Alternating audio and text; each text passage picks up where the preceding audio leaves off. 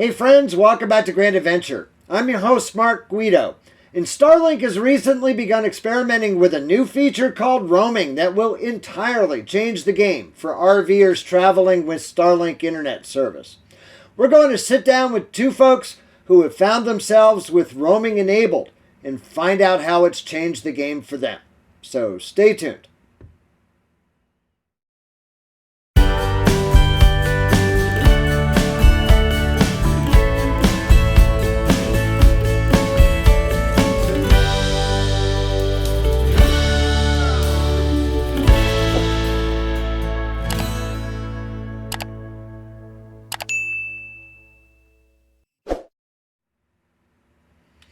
So moving Starlink from location to location is the most difficult thing about using Starlink in an RV presently. Sometimes it's completely painless. All you do is change your location to your next campsite if that next campsite happens to be in an open cell with available capacity. When that's not the case, it can be a royal pain in the neck, as we explained to you in an episode just a few weeks ago. And if you haven't yet seen that episode, I'll put a link right up here on the screen so you can go back and check it out. However, for a limited number of users, Starlink has recently enabled a new feature called roaming. And with roaming turned on, you don't need to move your service location. You literally just travel from location to location and leave your service address where it is. That makes using Starlink with an RV completely painless. Now, we're going to sit down this week with a couple of folks who have found themselves with the roaming feature enabled on their Starlink account. Marcus Tuck is one of those, a Briton who has used Starlink in well over 100 locations across the United States and Canada. Marcus is the first person we know of who discovered that roaming was enabled on his account. And let's sit down now with Marcus and find out how roaming has changed his Starlink experience. Okay. So we're sitting down for a few moments with Marcus Tuck. Now, Marcus is a rather fascinating individual.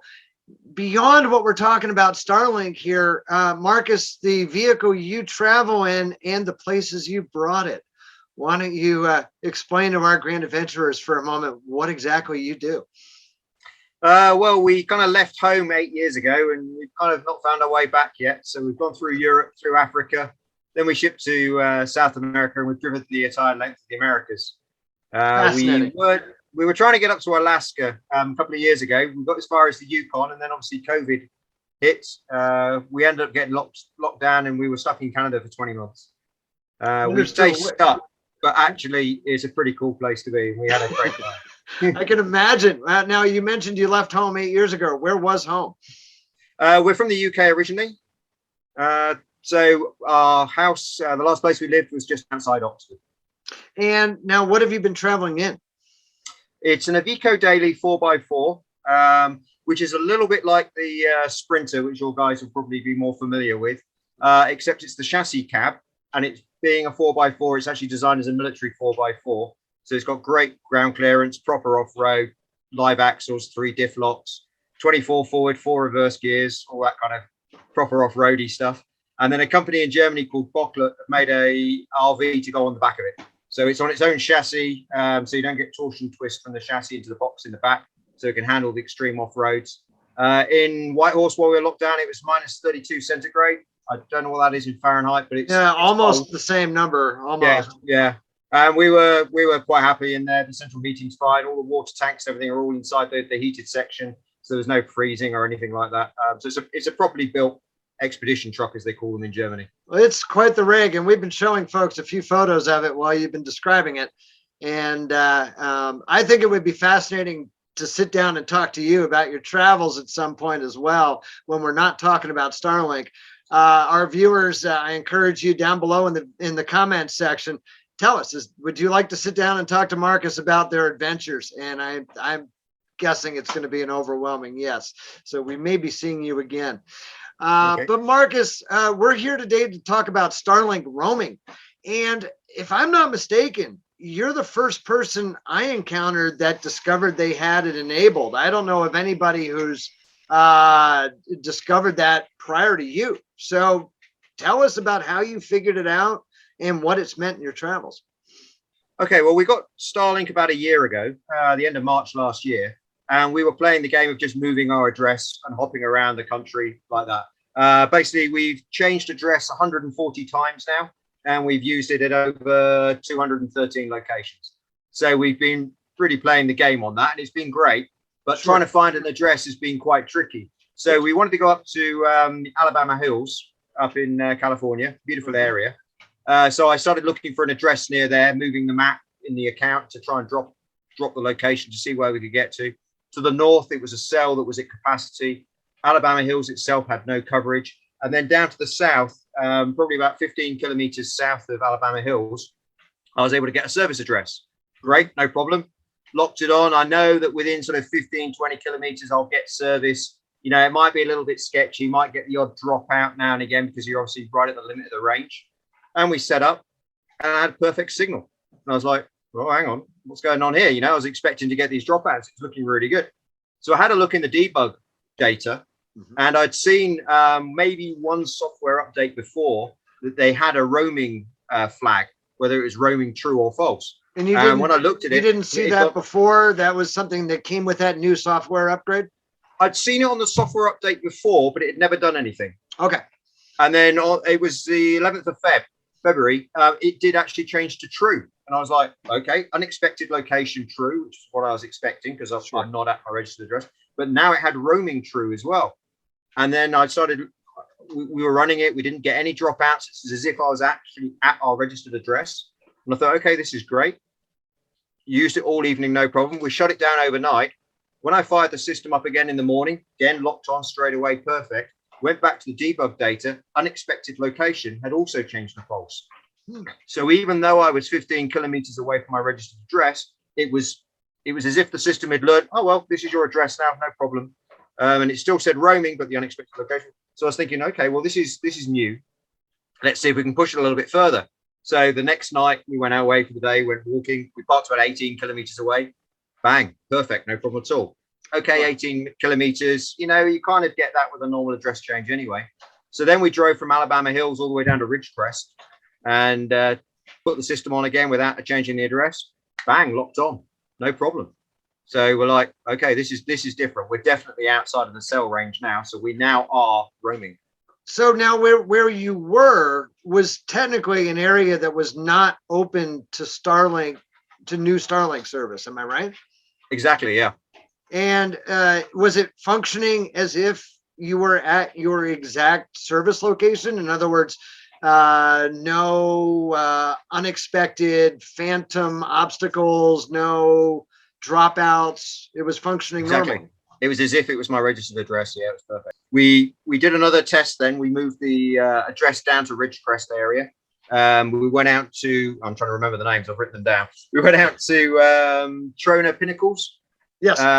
Again, there wasn't a cell there, but there was a registered address close by, which we could get to. So we set it up there, went out to the Pinnacles. Again, it locked on, said we were roaming, perfect signal. Drove all the way up to Death Valley, went all the way through Death Valley, several locations, right out the northern end of Death Valley, some 4x4 trails right up in the north. Again, all working perfectly. Then we crossed over into Nevada and we got to the town of Goldfield. Mm-hmm. And again, my registered address is still at Ridgecrest. I tried the system then and I didn't get anything. It was completely dead. Okay. And maybe it was my impatience. I don't know. But I was sat there. I was looking at the debug data. It was doing the uplink, but I was getting no downlink from any satellites at all. It was as if it was dead. I assumed that I was in a location. I'd gone outside of an active cell. So it sat there and there's no satellites talking to that part of the world. So I assumed at that point, okay, that was a fun experiment. It was great. You know, maybe I've crossed the border between California and Nevada. Maybe it doesn't let me roam across borders. So I thought, okay, well, let's just see if I can get a service here. So I tried moving my address using cell phone data, and I was able to drop the address straight on our location. And it said, yeah, service is available there. So it moved my address there. Bang, I had service, and Starlink started working again. So that was great. Traveled around a bit then in Nevada, all around, did the extraterrestrial highway, etc. You know, doing all the alien little green men kind of hunting. Came down through to Vegas. I thought, well, Vegas cell has got to be at capacity. You know, there's got to be loads of users there. straight through Vegas, no problem at all. Anywhere I set up in Vegas, any of the car parks, you know, Judy would go and do some shopping. Well, that's boring. So I started dishing up and had a bit of a play, and yeah, we got service, you know, in locations. I then checked online to see whether you could place an order in these locations. No, it's at capacity, but I was getting roaming service through there. So how far have you managed to travel and from your registered service address and still have roaming act as if you were right there? I haven't changed the address since Goldfield. We crossed back into California and it worked. So this limitation of the border, I think it was just my impatience when I went across to Nevada, because when we went from Nevada back to California, it worked perfectly. And we went all the way across to LA. And I think the furthest I've been is over 420 kilometers from the registered address. Amazing. But I don't think range is a thing anymore. I think it's just.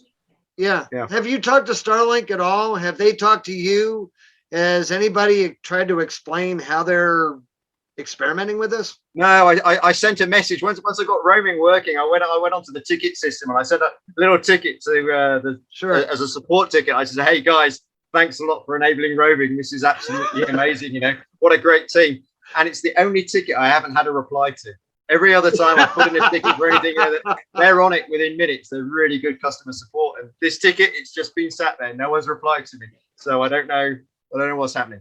So what I'm speculating is they're probably testing this with a limited number of viewers, hopefully in anticipation of rolling this out on a larger basis. Because certainly, I mean, you and I are both members of the same Facebook group of Starlink owners or prospective owners who are RV travelers, and there are a lot of us using it. Yeah, already. Yeah, exactly. And I think it's revolutionized our travel, because you're no more having to plan ahead. Oh, where am I going to stop? You know, will I have cell coverage there to be able to move my address? You know, will there be an active cell? All of that's gone. We just stop, put the dish up, bang, it works. I mean, it's just fantastic. Well, I can tell you, I, for one, am extremely jealous. And I told our next guest, who we're about to sit down with, that, you know, I'm checking every other day to see if my roaming flag is enabled to true. So I'm hopeful that the rest of us will see this someday. But certainly for you, congratulations, Marcus.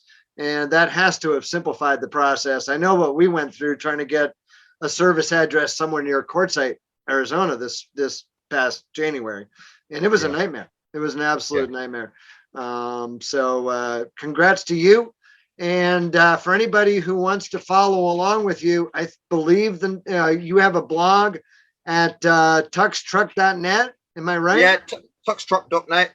And if you go to Trucking Kit, then you can search into, I think we put it under a subtitle of geekiness, because I do various other little electronic things. If you drill down in there somewhere, you'll find our Starlink pages. I've got a write-up on all our kind of overlanding side of it and how we've used it while we've been moving. But I've also how I've installed it in the truck, because I've actually cut the cables, put waterproof connectors on, so it's very quick and easy to install. And the other thing I've done is I've actually modified the power supply to run on DC rather than having to have the inverter on to power it. That's saved a lot of power. That's basically cut my power by about 20%. So instead of going from DC to AC and then back to DC, and the inherent loss that you're going to experience with that, how much do you figure you're saving on power consumption by doing that? 29%. Wow, that's pretty quite impressive. A lot. Approximately 29%. Yeah. I told you I was a geek. What I've basically found is the inverter has a set amount of power it uses, whether it's producing a lot of power or no power. It has like a background load of about 1 amp. And Starlink only uses about 2.5 amps. So when Starlink's on a low power, you know, it's normally drawing around the 30-35 watt mark, which is about 2.5 amps. Actually, that 1 amp the inverter uses is a huge percentage.